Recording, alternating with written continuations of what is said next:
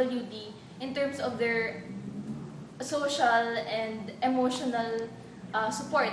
Kasi hindi lang naman physical yung disability nila.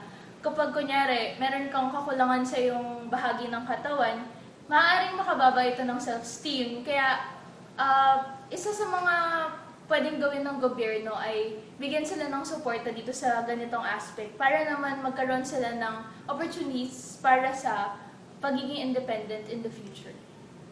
Ang gusto ko sa susunod na presidente ay maisayos nga ang mga facilities para sa PWD para maging maayos ang mobility niya around the city. Ang gusto ko ay dapat may equal opportunity yung mga PWDs upang makakuha ng trabaho at opportunity sa mga I think that the next president should try to prioritize getting proper health care for people with disabilities. Because as it stands, I don't think that our healthcare system on its own is at its best. So what more for those people who have to live their day-to-day lives with these problems?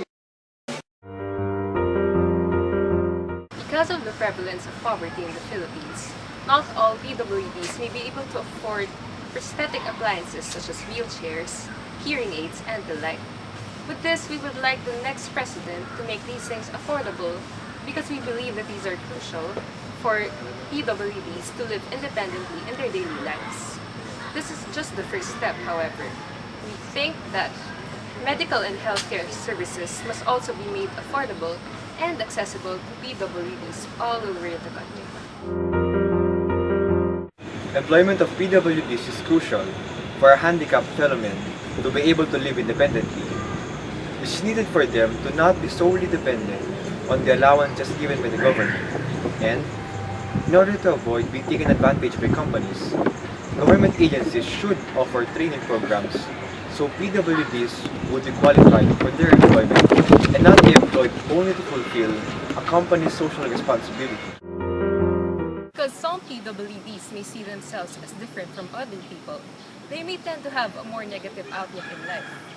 We would like the next president to spearhead the establishment of support groups and counseling centers all over the country to give them constant encouragement, to help raise their self-esteem, and to bring out their potential by helping them have the right mindset and tackling their everyday life. The physical capabilities of PWDs restrain them to do certain activities. Climbing upstairs, for example, would pose a great challenge to most of PWDs. Even just 3 to 4 steps would be a problem. Considering this, the government should review and restructure the interior designs of buildings with the acknowledgement of the PWDs. While there are already existing laws to protect and support PWDs, these appear to only be half-heartedly implemented, and many PWDs may not even be aware of the rights and privileges that they should be enjoying. We need is the proper, wholehearted implementation of these laws while making sure to inform all of the PWDs of their rights. We also need to inform our fellow countrymen, most importantly. After all, what we need is to acknowledge the presence and existence of the PWDs in our country so that we may be able to fully support them in their daily lives. Physical development, Economic development, social and emotional development, mobility.